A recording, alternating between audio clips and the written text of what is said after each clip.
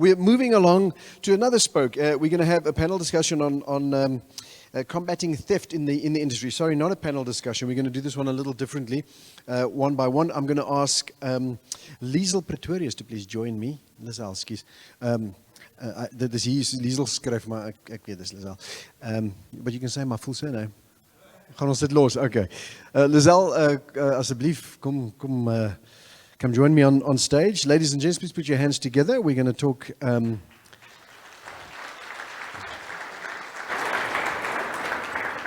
about crime, straight from the SAMAC crime desk. Thank you.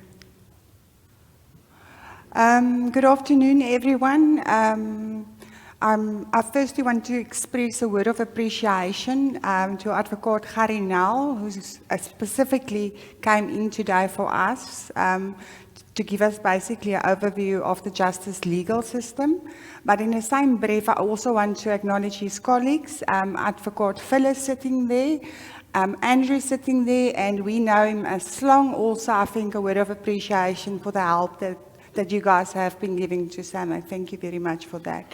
I'm going to be very quick. It's just basically, I think you all know that crime continues to increase, but what also continues to increase is the fact that farmers lodge cases at police stations and nothing is happening. So from our side, we will be launching in January the SAMAC Crime Support Desk, and the main aim of this desk is that cases are reported to SAMAC, and that from this desk, basically, it's followed up. It's followed up whether it's investigated, it's going to prosecution, and the culprits are prosecuted. Because there's a lot of cases that we see nothing is happening. The second purpose of this desk as well is to have some statistical information. We've seen in KZN it works lovely where they start seeing certain trends develop. They can timeously inform certain regions, the farmers in the regions, to tell them that we see a certain trend develop. And I think also very important is that we engage with people, our stakeholders in prosecution, the judiciary system, SAPS obviously about macadamia theft, with the main aim to make it also one day a priority crime. So we will in due course provide you with more information, so we just thought it's important to inform you about it now. So I want to welcome Advocate Gerrie now. Thank you very much for coming, we appreciate it. Thank you.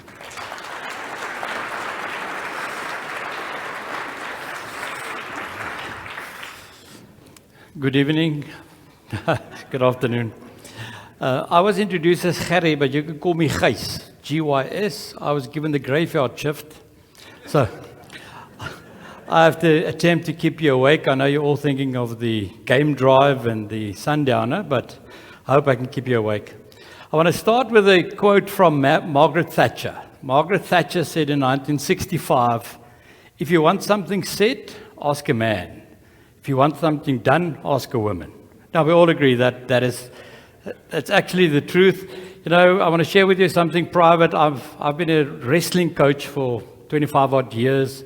I coach children from 3 to 6. One of our members of the club is here, Johan Potgieter, is somewhere here. And it's so much better when the mothers bring their children. For obvious reasons, but mainly because they're very goal-directed. They're there, they instill discipline, they make sure that they concentrate. You know, fathers are there. They stand there, discuss crime, they discuss politics, they discuss anything except what's going on the mat. We have now partnered 2 organizations with predominantly female management. And in both those, we were able to assist because unlike men, women are not so self-centered that they will deny that they need assistance. So it's so much easier to assist organizations with predominantly female management. I've seen that the theme of this conference is good to great. And I hope it's got something to do with Jim Collins' book, Good to Great. But there's a follow-up, and that is How the Mighty Have Fallen. And that is an important book to read because in essence it says that you can do anything, but you can't do everything. So you should really read How the Mighty Have Fallen. And, I never give a speech without quoting or discussing my favorite philosopher, Socrates. You know that Socrates decided that he was the cleverest person in the world merely because he knew that he didn't know everything. So, SAMAC approached us in 2020. In 2020, during lockdown, Lizel and Gerrie walked into our office feeling very aggrieved that no arrests or prosecutions were forthcoming despite SAMAC having funded a major police project. The assistance to law enforcement was unparalleled, and SAPS could have hardly asked for anything better. SAMAC empowered the Hawks with funding, infrastructure, and electronic surveillance equipment. They were given operational reports, which on the face of it indicated great strides in the investigations and projections that identified suspects would be facing imminent arrest and prosecution. These promises remain just that, promises, and were the cause of their desperation. Let me just share with you our office. We created an office to focus on prosecutions, private prosecutions. That's all we do. We don't defend people, we just do prosecutions and investigations. And in my office, I have 5 seasoned investigators, ex-policemen. I have 2 prosecutors and 2 attorneys. And we have a combined experience in the criminal justice system of over 280 years. And that's all we do. We just focus on prosecutions, and already Lizel introduced Andrew, Slong, and Phyllis. So, if you have any questions, ask them. Otherwise, if you ask me, I have to ask them and then give you answers. So, please, directly ask them. They know what's going on. I just give the speeches, so let's cut that short. For us, after having consulted with Lizel and Gerrie, it was nothing new. We predicted the experience with law enforcement, but what was of great concern to us was the funding arrangement of the project, the management of the exhibits of the project, and the inventory of procured assets that went unaccounted. It's still unaccounted, but we're working on it. We had little doubt that something was amiss and that they needed assistance. Well, then months of letters and engagement with the police and the prosecution started, and we were confronted with the normal excuses that you would all know. First excuse was, this project is too secret, we can't share with you. You're part of this project, but it's too secret, we can't really share information with you. Secondly, the investigating officer resigned. That's a fail-safe excuse by law enforcement. The investigating officer resigned, so we'll have to start afresh. And then, of course, that the imminent arrests, just hang on, just keep funding, there will be imminent arrests and prosecutions. But because of all the engagement, this culminated in a high-level meeting between us, the police, the prosecution, and SAMAC, and regrettably, we were correct. The project yielded no results, despite SAMAC's relentless efforts to guarantee positive results. But I must, however, compliment the South African Police Service management. It was a brutal meeting. They allowed us the opportunity to raise questions with those responsible for this project. But it's not all in doom and gloom. During our engagement, the prosecutor informed us that there will be imminent prosecutions, 2 huge prosecutions. That must have happened before this conference. Didn't. We'll follow up on it. But I'm fairly convinced that there will be 2 prosecutions, good prosecutions. And then during these prosecutions, we will then make it public that we, as an office, will involve ourselves in matters involving crimes that affect the macadamia industry.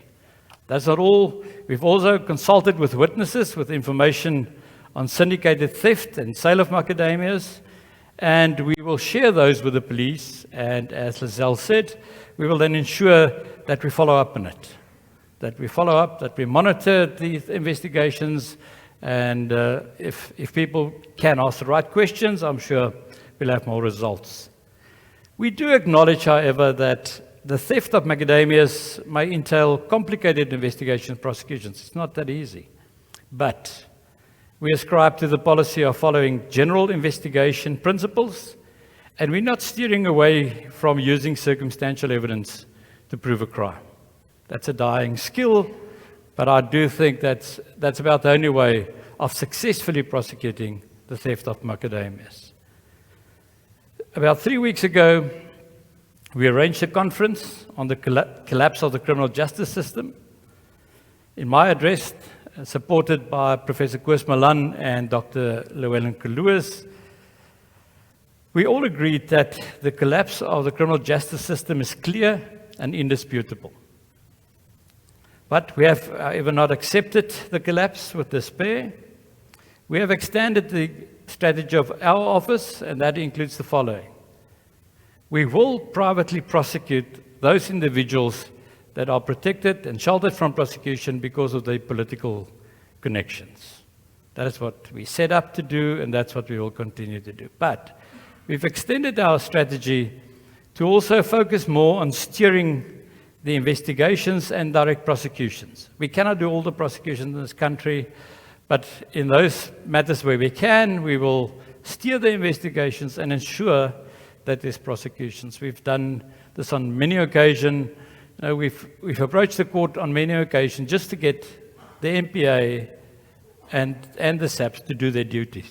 You have to go to court, you have to get an order to order the NPA and the SAPs to do their duty, and we'll continue to do that. But we will also now work towards creating a private prosecution capacity where individuals could select a prosecutor to prosecute on their behalf. Now, all sitting looking at me thinking that, okay, Nell has lost it. But if you just think back, when I grew up, there were no private schools, there were no private hospitals. We all thought that there will be government hospitals till the day we die. And just ask yourself, when last you attended a public government hospital? So we do think that we will succeed, perhaps not in my lifetime, but we'll make huge strides toward creating a private prosecuting capacity, and you can approach a prosecutor to prosecute your matters, and I'm sure that will yield better results. Well, it is clear for us, and we don't doubt it, that we cannot rely on law enforcement alone to address crime, to any crime. More so, complicated organized crime syndicates targeting the theft of macadamia nuts. We cannot rely on law enforcement only. We've all know, and we've seen it over the last year, that SAPS's crime intelligence capacity has failed dismally. Perhaps of how we should approach it is perhaps a topic for a different conference, and perhaps a conference on the question. And if I start this with a disclaimer that I'm not a farmer, I don't really know your industry, but I want to make 4 points. The 4 points I want to make is in the way of addressing the crime is that you are a relatively small grouping of professional farmers. They can only steal from you. They can steal from nowhere else.